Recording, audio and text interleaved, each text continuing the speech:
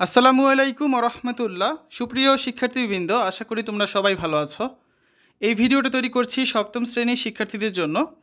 2024 সালের সপ্তম শ্রেণীর বাংলা বার্ষিক পরীক্ষার নমুনা প্রশ্নপত্রের সমাধান নিয়ে আজকে আলোচনা করব।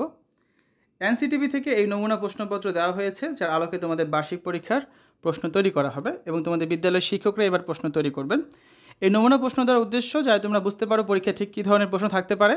আমরা এর সমাধানমূলক কিছু ভিডিও তৈরি করছি। ইতিমধ্যে আমরা বাংলা বইয়ের 2টা পর্ব দেখে ফেলেছি, যার মধ্যে প্রথম পর্বে আমরা আলোচনা করেছি 15টা বহু নির্বাচনী প্রশ্ন ছিল, এই বহু নির্বাচনী প্রশ্নের সমাধান নিয়ে, এবং দ্বিতীয় পর্বে আমরা এক কথায় উত্তর দাও এরকম 10টা প্রশ্ন এখানে ছিল, এগুলোর সমাধান নিয়ে আলোচনা করেছিলাম। তো যারা এই 2টা পর্ব দেখোনি বা অন্যান্য বিষয়ের ভিডিওগুলো দেখোনি, তারা আমাদের চ্যানেলের প্লেলিস্ট থেকে ভিডিওগুলো দেখে নিতে পারবে। এছাড়াও এই ভিডিওর কমেন্টে আমি লিঙ্ক দিয়ে দেবো, সেখান থেকেও চাইলে তোমরা দেখে নিতে পারবে। ঠিক আছে, আজকে আমাদের এটা হচ্ছে বাংলা নমুনা প্রশ্নপত্রের সমাধানের 3য় পর্ব। রচনামূলক অংশে 75 নাম্বার থাকবে, তার মধ্যে সংক্ষিপ্ত প্রশ্নের উত্তর এখানে থাকবে 20 নাম্বার। আজকে আমরা এই 20 নাম্বার নিয়ে আলোচনা করব। প্রথমে প্রশ্নগুলো দেখে নেওয়া যাক। 1, কবিতায় অনেক সময় শব্দের চেহারায় পরিবর্তন হয় কেন? 2, মাঝি কবিতার কিশোর কেন খেয়াঘাটের মাঝি হতে চায়? 3, বক পাখিগুলো গোচর পাখির হয়েছে অংশীদার বলতে কবি কী বুঝিয়েছেন? 4, ফুলের গন্ধ চাও যদি হাত পাতো বলতে কবি কী বুঝিয়েছেন? 5, ভালো কথা বুদ্ধির কাজ করেছিস বলতে লেখক কী বুঝিয়েছেন? 6, ময়নামতির চর কবিতার চরের মানুষেরা কীভাবে জীবনযাপন করে? 7, প্রত্যয় ও উপসর্গের মধ্যে পার্থক্য কী? 8, পিরামিড তৈরি করার কারণ কী? 9, সেই পুরনো কালার নেই বলতে লেখক কী বুঝিয়েছেন? 10 নম্বর হচ্ছে আমার মায়ের গয়না ছাড়া ঘরকে যাব না বলতে কবি কী বুঝিয়েছেন? সেক্ষেত্রে চলো আমরা এখন এই 10টা প্রশ্নের সমাধান দেখে ফেলি। সংক্ষিপ্ত প্রশ্নের উত্তর 10টা প্রশ্ন থাকবে, প্রতিটা প্রশ্নে 2 করে, তাহলে মোট হচ্ছে কত এখানে 20 নাম্বার। আজকে আমরা এই 20 নাম্বারের সমাধান দেখব। 10টা থেকে 10টা অ্যান্সার করতে হবে, কোনো বেশি প্রশ্ন থাকবে না। 1 নম্বর প্রশ্নে রয়েছে কবিতায় অনেক সময় শব্দের চেহারার পরিবর্তন হয় কেন? কবিতার কিছু সাধারণ বৈশিষ্ট্য আছে। কবিতায় অনেক সময় শব্দরূপের বা শব্দের চেহারায় পরিবর্তন হয়। ময়নামতির চর কবিতায় কিছু শব্দের রূপের পরিবর্তন দেখানো হয়েছে। অন্য কবিতায়ও এরকম পরিবর্তিত শব্দ দেখা যাবে। তাছাড়া পদ্যের ভাষা গদ্যের ভাষার মতো হয় না। যে কোনো কবিতাকে গদ্যে রূপান্তর করলে বিষয়টি খুব সহজেই বোঝা যায়। মূলত কবিতার ভাষাকে সুন্দর করার জন্য অনেক সময় শব্দের চেহারায় পরিবর্তন হয় বা শব্দের রূপের পরিবর্তন হয়। ঠিক আছে। 2 নম্বর প্রশ্ন, মাঝি কবিতার কিশোর কেন খেয়াঘাটের মাঝি হতে চায়? উত্তর, মাঝি কবিতার কিশোর বড় হয়ে খেয়াঘাটের মাঝি হতে চান। তা হলো কবি সারাবেলা এপার ওপার নৌকা পারাপার করবেন। তার নৌকা পারাপারের দৃশ্য দেখবে স্নানরত পাড়ার ছেলেমেয়েরা। কবি দুপুরবেলা ঘরে ফিরে মায়ের কাছে খাবার চাইবেন। সন্ধেবেলায় কবি ঠিকমতো ঘরে ফিরবেন। কবি সবসময় মায়ের আশেপাশেই থাকতে চান। বাবার মতো কখনো বিদেশ বিভুঁইয়ে পড়ে থাকতে চান না। তাই মা যদি রাজি থাকেন, তাহলে কবি বড় হয়ে খেয়াঘাটের মাঝি হতে চান। 3 নম্বর প্রশ্নে রয়েছে বক পাখিগুলো গোচর পাখির হয়েছে অংশীদার বলতে কবি কী বুঝিয়েছেন? কিছু দূরে একপাল গরু চড়ে বেড়ায়, একটা ষাঁড় দড়ি ছিঁড়ে এদিক ওদিক ছুটে চলে, যার শিঙে মাটি মাখা। কোনো কোনো গরু মাথা নিচে করে ছিমায়, কেউ ঘাস খায়, কেউ শুয়ে শুয়ে জাবর কাটে। কিছু পাখি গরুর গায়ে লেগে থাকা উকুন ও আঠালু ঠুকরে ঠুকরে খায়। বক পাখিরাও এদের সঙ্গী হয়, আর শালিক পাখি শুধু কিচিরমিচির করে। বক পাখিগুলো গোচর পাখির হয়েছে অংশীদার বলতে কবি এখানে এই কথাই বুঝিয়েছেন। 4 নম্বর প্রশ্ন, ফুলের গন্ধ চাও যদি নাও হাত পাতো বলতে কবি কী বুঝিয়েছেন?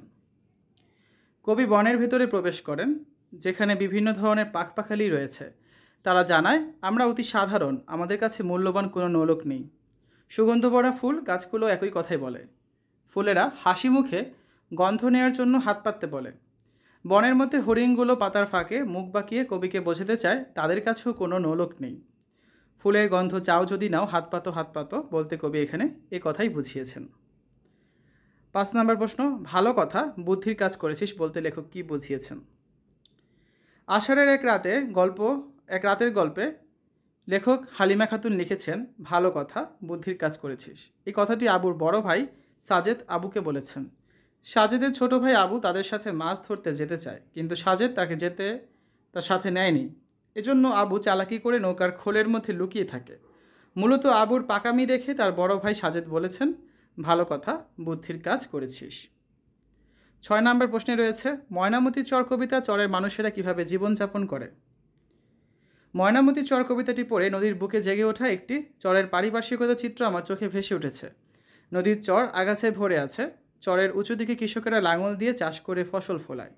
চরের পাশেই কুমিরেরা রোদ পোহায়। গাংচিল ছো মেরে মাছ ধরে গাছের ডালে গিয়ে বসে। এরপর মাছটিকে ছিঁড়ে ছিঁড়ে খায়। নদীর চরেই গরু মহিষ ঘুরে বেড়ায় স্বাধীনভাবে। নদীর চরের পলিমাটিতে কৃষকরা কলাই বুনে। রাত্রিবেলা তারা আখের ক্ষেত পাহারা দেয়। শীতের হাত থেকে রক্ষা পেতে তারা মাঠের মধ্যে আগুন জ্বালায়। ময়নামতির চর কবিতার চরের মানুষেরা এভাবেই তাদের জীবনযাপন করে। 7 নম্বর প্রশ্নে রয়েছে প্রত্যয় ও উপসর্গের মধ্যে পার্থক্য কী? উপসর্গ যেসব শব্দের প্রথম অংশ সাধারণত কোনো অর্থ প্রকাশ করে না কিন্তু দ্বিতীয় অংশে সুনির্দিষ্ট অর্থ থাকে সেসব শব্দকে বলা হয় উপসর্গ সাধিত শব্দ। কোনো শব্দের আগে উপসর্গ যুক্ত হয়ে নতুন একটি শব্দ গঠিত হয়, যেমন দখলের আগে বে যুক্ত হয়ে বেদখল নতুন একটা শব্দ গঠিত হয়েছে। এটা হচ্ছে একটা উপসর্গ সাধিত শব্দ, বেদখল। এবার দেখব প্রত্যয়। যেসব শব্দের প্রথম অংশ অর্থযুক্ত এবং দ্বিতীয় অংশ অর্থহীন সেসব শব্দকে বলা হয় প্রত্যয়সাহিত শব্দ। প্রত্যয় শব্দ গঠনের একটি প্রক্রিয়া। প্রত্যয়ের নিজের কোনো অর্থ নেই। অর্থযুক্ত কোনো শব্দের পরে প্রত্যয় যুক্ত হয়ে নতুন শব্দ গঠিত হয়, যেমন মধুর, এখানে র যুক্ত হয়ে নতুন শব্দ তৈরি হয়েছে, তাই র একটি প্রত্যয়। ঠিক আছে, এখানে মধু যোগ র হবে সমান সমান হচ্ছে মধুর। কিন্তু বাড়ি যোগ র সমান বাড়ির, এখানে র যোগ হয়ে নতুন কোনো শব্দ তৈরি হয়নি, তাই এই রয়ের কোনো হচ্ছে প্রত্যয় নয়। ঠিক আছে, তাহলে আমরা কি বুঝছি যে উপসর্গের ক্ষেত্রে যেটা হয় পরের অংশটা থাকে অর্থযুক্ত, আগের অংশটা হচ্ছে অর্থহীন, আর প্রত্যয়ের ক্ষেত্রে প্রথম অংশটা অর্থযুক্ত, পরের অংশটা হচ্ছে অর্থহীন। এটাই হচ্ছে মূল পার্থক্য। 8 নম্বর প্রশ্নে রয়েছে পিরামিড তৈরি করার কারণ কি? উত্তর, অনন্ত জীবনের প্রত্যাশায় ফারাওরা পিরামিডগুলো তৈরি করেছিলেন। ফারাওদের বিশ্বাস ছিল মানুষের লাশ পচে গেলে তারা অনন্ত জীবনে অধিকারী হতে পারে না, তাই মৃতদেহকে মমি বানিয়ে পিরামিডের ভিতরে রেখে দিলে অনন্ত জীবনের পথে আর বাধা থাকে না। কেননা শক্ত পিরামিডের ভিতরে ঢুকে কেউ মমিকে ছুঁতেও পারবে না, তাই তারা পিরামিড তৈরি করেন। পিরামিডগুলো পাথরের তৈরি। পাথর কেটে পাথরের টুকরোর উপর পাথরের টুকরো বসিয়ে পিরামিডগুলো তৈরি করা হয়েছিল। 9 নম্বর প্রশ্নে রয়েছে সেই পুরনোকাল আর নেই বলতে লেখক কী বুঝিয়েছেন? রাজাদের আসার পূর্বের ইতিহাস আজও আমাদের ভালো করে জানা নেই। একসময় যখন এদেশে রাজরাজরা ছিল না তখন মানুষের অনেক মূল্য ছিল। মানুষকে মূল্যায়ন করা হতো। মানুষের মধ্যে কোনো ভেদাভেদ ছিল না। কোনো প্রয়োজনে নিজেরাই যুক্তি পরামর্শ করে কাজ করত। একসাথে কাজ করত, ঘর বাঁধত, মিলেমিশে থাকতো, দেশ চালাতো। তারা ছিল স্বয়ংসম্পূর্ণ। এত নিয়মকানুন ছিল না তাদের। অর্থনৈতিক বৈষম্য থাকলেও স্বাধীনভাবে চলাফেরা করতে বলে তারা সুখী জীবনযাপন করত। সেই পুরনোকাল আর নেই বলতে লেখক এখানে এই কথাটাই বুঝিয়েছেন।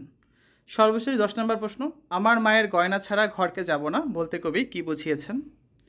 নোলক বা গয়না মায়ের অতি প্রিয় বস্তু, সেটা হারিয়ে গেছে, তাই মায়ের মুখ আজ অলঙ্কারহীন, মলিন। কবির দায়িত্ব হচ্ছে মায়ের সেই হারিয়ে যাওয়া অলঙ্কার খুঁজে বের করা, কারণ মায়ের মুখের লাবণ্য ও মাকে খুশি করার জন্য গয়না খুবই প্রয়োজন। তাই কবি গয়না ছাড়া ঘরে ফিরে যেতে চান না। আমার মায়ের গয়না ছাড়া ঘরকে যাব না বলতে কবি এখানে এই কথাটাই বুঝিয়েছেন। শিক্ষার্থীরা, এই হচ্ছে আজকে আলোচনা। আগামী ক্লাসে আমরা রচনামূলক অংশ, দৃশ্যপটবিহীন কিছু প্রশ্ন থাকবে, 3টা প্রশ্ন উত্তর দিতে হবে। এই 5টা প্রশ্ন নিয়ে আমরা আগামী পর্বে আলোচনা করব, যেটা তোমরা দেখতে পাবে 4 নাম্বার পর্বে। ঠিক আছে শিক্ষার্থীরা, ইতিমধ্যে আমরা 15টা এমসিকিউ প্রশ্ন, 10টা এক কথায় প্রশ্নের উত্তর, সংক্ষিপ্ত প্রশ্ন 10টা, এগুলো আলোচনা করে ফেলেছি। বাকি যে অংশগুলো রয়েছে এগুলো খুব শীঘ্রই তোমরা দেখতে পাবে। শিক্ষার্থীরা, আজকে আলোচনা করলাম 7ম শ্রেণীর বাংলা বার্ষিক পরীক্ষার নমুনা প্রশ্নপত্রের সমাধান নিয়ে। এটা ছিল আমাদের 3য় পর্ব। আশা করি তোমাদের কাছে ভিডিওটা ভালো লেগেছে। পরবর্তী ভিডিওগুলো দেখার আমন্ত্রণ জানিয়ে আজ এখানে বিদায় নিচ্ছি। আল্লাহ হাফেজ।